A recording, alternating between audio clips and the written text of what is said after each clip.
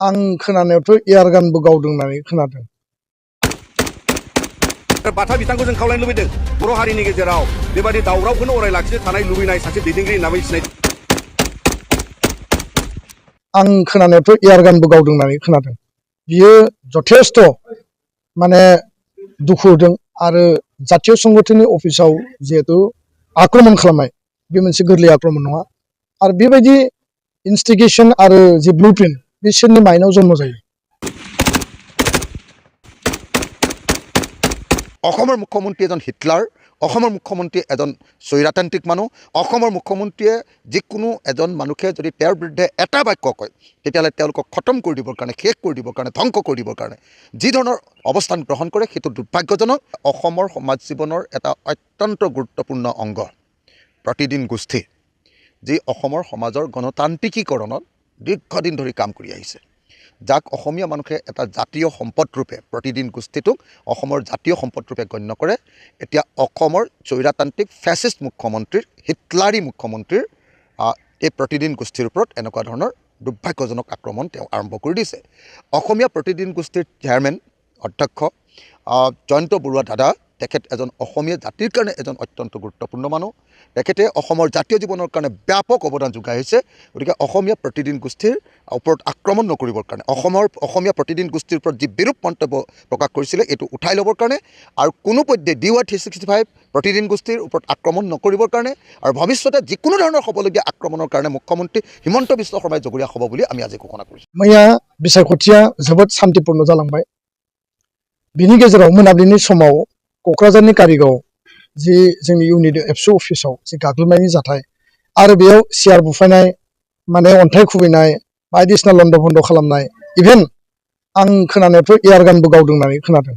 बियो जथेस्थ' माने दुखु होदों आरो जातीय संगठननि अफिसाव जिहेतु आक्रमण खालामनाय बे मोनसे गोरलै आक्रमण नङा आरो बेबायदि इनस्टिगेशन आरो जे ब्लुप्रिन्ट बिसोरनि माइन्डआव जन्म जायो। दाख्लैबावै हरिसिंगायाव एबसु अफिसाव अन्थाइ खुबैबाय, गारि बुफायनानै थांबाय आरो मैया क'क्राझारनि कारिगाव जे आनसलिक एबसु अफिसनि गासै आसबाब जिखिनि प्रपार्टिखौ डेमेज खालामनाय आरो मानसिफोरखौ जखम खालामनाय बेखौ आं गोख्रों रावजों सोंखारियो आरो जाय बेक्तिफ्रा बे इनभल्भ बेखौ नागिरनानै बासि बिसोरनि सायाव एक्सन लानांगौ, बिसोरखौ एरेस्ट खालामनांगौ। कुनु कारनाव देशनि आयेन आरो आयेन बेरेखा सोरनिबा दादागिरि, सोरनिबा गुन्डागिरिखौ जों मालाबाबो मोजां मोना। थांनाय 5 इयार्सआव बिटिआरआव टटेल पिसफुलमोन, दा बेयाव टटेल भाइलेन्स खालामनायनि मोनसे ब्लुप्रिन्ट सोलिगासिनो दङ। सोरनि गें आरो मा गेंनि थाखाय बेफोरबायदि भाइलेन्स बा मोनसे इनसिकिउर जे मोनसे परिबेसखौ क्रिएट खालामनो नागिरदों, बियो रायजो राजायाबो बिबेचना खालामनो गोनां। जे बेक्तिगत खोथाखौल' जों सानाबासिनो राजुवा सार्थ'आव पिसफुल एनभायरनमेन्टखौ बिल्ड आप खालामनो बा सास्टेन पिसखौ मेनटेन खालामनाया जोंनि बयनिबो कर्तब्य। खिन्थु दिनै माखासे बेक्तिफोर दङ गावनि बेक्तिगत खोथाखौ साननानै मेगन सिगाङावनो भाइलेन्स नुब्लाबो, मेगन सिगाङाव जुदि इनाय अनागार नुब्लाबो जों जेबो खुगासिया। बेखायनो बे घटनाया जोबोद दुखुनांथाव। बेखौ जों सोंखारियो, दायनिगिरिखौ हमनांगौ आरो दायनिगिरिया साजा मोननांगौ। दुलाराय बर' फरायसा आफादा मोनसे जातीय प्रपार्टि आरो बे जातीय प्रपार्टिनि सायाव आक्रमण खालामनाय बारे बारे बियो मालाबाबो थिग नङा आरो बेबायदि घटनाया जोंनि गेजेराव कनफ्लिक्ट आरो जोंनि गेजेराव भाइलेन्सखौ बांहोगोनसो। बेखायनो एबसुआ जथेस्थ' संयमनि गेजेरजों दिनै बे सिटुवेसनखौ अबजार्भ खालामबाय थादों आरो आं सानो आंनि खावलायनाया बेनो, नियार फिउचार एबसु अफिसाव लन्द' बन्द' खालामनाय, गाग्लोबनाय एनि काइन्ड अफ माने एक्सन बेखौ बन्द' खालामनांगौ आरो बेखौ बन्द' खालामनाया मोजां। बेबायदि परिबेस परिस्थितिखौ क्रिएट खालामनायखौ जों मालाबाबो हास्थाया। आङो बयखौबो पिसफुल मेनटेन खालामनो थाखाय आं खावलायबाय। गोजोन्थों। बिथांमोना गोबां माने BPFनि लाइमोन हान्जा आरो बाथा थाफानाय बिथांमोननि हान्जाया कारिगावनि साहा थारं होननाय गामिथिंहाय जोंनि सासे आनसलिकनि आफादगिरि हिसाबै बिथाङा बाहाय न' दङ आरो बिथांमोननिथिंजाय बिथांमोना थांनानै सिगि सख' खालामनाय आरो एफाबां बुरजा गारि 40 निफ्राय 45थासो गारिया इलेक्सन जोबखांनानै मानो बे थारं गामिथिं थांनायनि गोनांथि दं आरो बिथांमोना बयखौबो बे लामायाव जायखौ मोन्दों बेखौ बुलांदों आरो बिनि उनाव बिथांमोना बै रायजोफ्रा जाय जायगायाव बिपुलनि न'खौ बेंनानै दंमोन बेवहाय बिथांमोना बिथांमोननि फारसे नांलायफिननाय, बिथांमोनजोंहाय बावहाय माने जि गाग्लोबनाय रायजोफ्रा होख्रां होख्सि खालामहरो आरो बिनि उनाव बिथांमोना रायजोफोरखौ अन्थाइ खुबैनाय, बाथुल गावनाय बेबायदि मोनसे अबस्था जादोंमोन आरो बेखौ रायजोफ्रा खुनु पद्दाय लुबैया जे बे ओनसोलाव दावराव खालामफैयो। दा बेवहाय दावराव खालामनो फैग्रा हान्जाफ्रा बेबायदि बेलासियाव मानो मोनायावहाय बिथांमोना हग्राव हरसि एफाबां बुरजा गारि लानानै मा उद्देश्य दावराव खालामनो नङाबा दा बेखौ खुनु रायजोफ्रा लुबैया बिनि उनाव बिथांमोना लोगो लोगोनो 8:30 समाव बिथांमोना नैबे जों गसंनाय जायगायाव कारिगाव इउनिट एबसु अफिसखौ बिथांमोना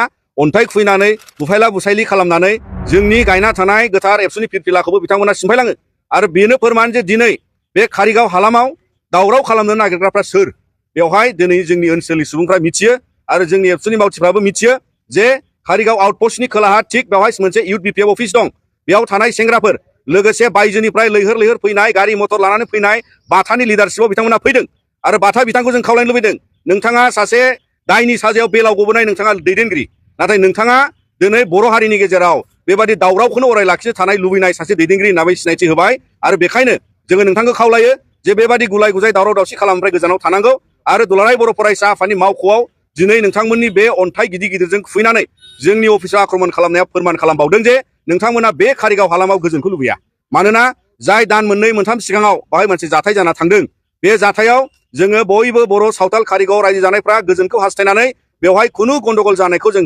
लुबैयाखै आरो बिनिफ्राय जों हेंथा खालामबोदों नाथाय दिनै आरोबाव नोंथांमोना बिदा फंबाय बर'फोरनि गेजेराव इलेक्सन जोबखांनानै बेबादि सिगि सख' खालामनानै बुफायला बुफायलि खालामनानै दिनै बेबादि दावराव दावसि खालामनो नाजानाया बे मोजां जायाखै आरो बिनिखायनो दुलाराय बर' फरायसा आफादनिफ्राय जोङो नोंथांमोननि बेबादि बर' माहारिनि गेजेराव दावराव दावसि सोमजिनो नागिरनाय थासारिखौ नोंथांमोना बन्द खालामनांगौ आरो बर' माहारियाव बेबादि दिनै जि मोनसे गोजोन परिबेस दङ नोंथांमोना बेखौ लानानै गेलेनो नाङा आरो नोंथांमोना जेब्लायबो दावराव दावसि खालामनानै रायजोफोरनि गोसोखौ बोनो नाजानाया बियो मोनसे खैसार आरो जायखौ लानानै दिनै बर' हारिया बेखौ मुगैबोबाय बेखौ नासयबोबाय आरो नोंथांमोना गोदानै जुदि बेबादि सृष्टि खालामनो नाजायोबा बियो मोजां जानाय नङा आरो दुलाराय बर' फरायसा आफादनि बे मावख'खौ जाय नोंथांमोना अन्थाइ आक्रमण खालामनानै बुफाय बुसि खालामबाय बिनि सायाव केस होनाय जागोन आरो नोंथांमोननि बेबादि मनोभाबखौ नोंथांमोना सोलायनांगौ होननानै जों दुलाराय बर' फरायसा आफादआ खावलायहरो मानोना हरनि समाव रावबो मोजां मानसिया रावबो मोजां गोसोनि सुबुङा गारि मटर होंगो दोंगो लानानै बेबादि बुफायला बुसायलि खालामनो गोसो जाया आरो बियो बर' हारिनि थाखाय दिनै साननो गोनां आरो दुलाराय बर' फरायसा आफादआ अराय सम जों नोंथांमोननि बेबादि आखलखौ हेंथा खालामलांगोन आरो जोङो नोंथांमोन बेबादि आखलनि हेंथायैबो जोङो जुजिलांगोन आरो जों गोजोन परिबेस लाखिनायाव बयबो रायजो आइ आफादनि मददजों जों अराय सम आवगायलांगोन आरो बेवहाय नोंथांमोना फिन फोरमान गालांबाय जे दुलाराय बर' फरायसा आफादनि फिरफिलाखौ नोंथांमोना बुफायलांनानै अराय नोंथांमोना जोंनि एक्जिस्टेन्सनि सायाव माहारि आफादनि एक्जिस्टेन्सनि सायाव आरो बिसारखथिखौ दहाय खालामनानै नोंथांमोना दावराव दावसि खालामनानै भट आदाय खालामनो नाजानाया दिनै बे नोंथांमोननि एइबारनि एमएलए इलेक्सनाव नोंथांमोना बेखौ फोरमान खालामलांलायबाय आरो बेखायनो उननि समाव जोंबो साबधान जागोन उननि समाव नोंथांमोना बिनि फिननायखौ नुगोन आरो रायजो राजाया बिनि फिननायखौ गणतान्त्रिक भाबै अलरेडि मैयानि गोजोनै जालांनाय बिसारखथियाव बिथांमोना होलांबाय आरो बेखौ नोंथांमोना नायबानो जाबाय जे बेबादिखौ खुनु पर्दाया रायजोफ्रा एक्सेप्ट खालामा आरो बेखायनो जों दुलाराय बर' फरायसा आफादनि जानानै दिनै नोंथांमोननि सायाव आरो बर' माहारिनि गेजेराव नोंथांमोनखौ बिसार खालामनो थाखाय जोङो फोरमायो जाहाथे उन समाव बेबादि आरो खुनु दावराव दावसि जाफिना जों बेखौ लानानै पुलिस प्रशासनखौ खावलायगोन आरो पुलिस बिफानखौ खावलायगोन जे बिथांमोना बे कारिगाव ओनसोलाव सेफटि सिकिउरिटि आरो गुबुन गुबुन राहाजों इनभेस्टिगेट खालायनांगौ जाहाथे दायनिगिरिफोरखौ हमनायनि सुजुगजों हमनायनि राहा लानो थाखाय जोङो पुलिस प्रशासनखौ खावलायो जों फैनाय लोगो लोगो जोंनि एरियायाव कारिगाव बा आवदां एरियायाव जोङो गुलाय गुजाय थासारि लाबोनो होननानै जों बिपिएफआव जों जयेन जायाखै बि सिगाङाव जोंबो एबसु खालामबोनाय बे समाव जोंना बड'लेण्ड सोमावसारनायनि स्पिरिटआ दंमोन मुभमेन्ट खालामनाय बिनि थाखायनो जोंनि एरियायाव जोंनि कारिगाव प्लास निउ बासबारि बुथ सेन्टाराव बिपिएफआ जोबोद खम भट मोनलाङोमोन बिराद गाज्रि जेनलांबाय थायोमोन बिनि थाखायनो जोंनि रुलिं सरकारा जोंखौ नायामोन बिनि थाखायनो जों बेखौ मोनदांनानै आरोना जोंनि एरियाखौ जों जौगाहोनांगौबा जों सरकारजोंनो थानानै खामानि मावनांगोन जों जा मिजिं लादोंमोन जा आसा लादोंमोन जों बे 5 बोसोर इउपिपिएल सरकाराव जों नुयैनि थाखाय जों सरकारजों थाफानानै खामानि मावनोसो होननानैसो जोङो रायजो राजाखौ लानानै खामानि मावनोसो होननानै जों बिपिएफआव जयेन जानाय जादोंमोन खुलुमबाय जों दिनैनि बे खौरांगिरि मेल लेंनायनि जाहोनानो जाहैबाय मैयानि जोंनो कारिगाव ओनसोलाव आरोना जा जानाङि थासारिया जानानै थांबाय बेनि थाखाय जोंखौ माखासे ब्लेम होदों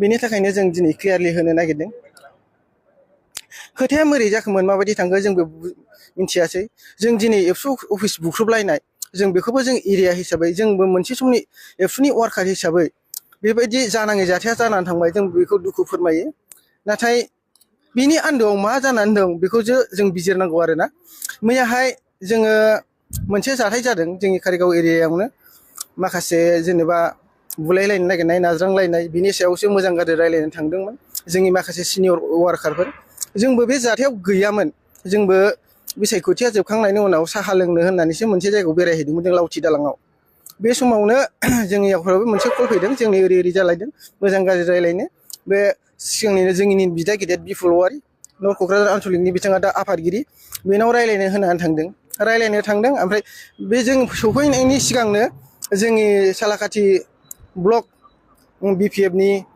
मानगोनां गाहाय नेहाथारि मनज कुमार बसुमतारी बिदा गिदिराबो दंमोन। बे गेजेराव जों सफैफिनदों। आं माखासे मानसिफ्रा बुरजा जानायखाय आं साइडआव दंबाबो आं हाबफानाय जायाखै। जोंनि माखासे लोगोफोर हाबदों।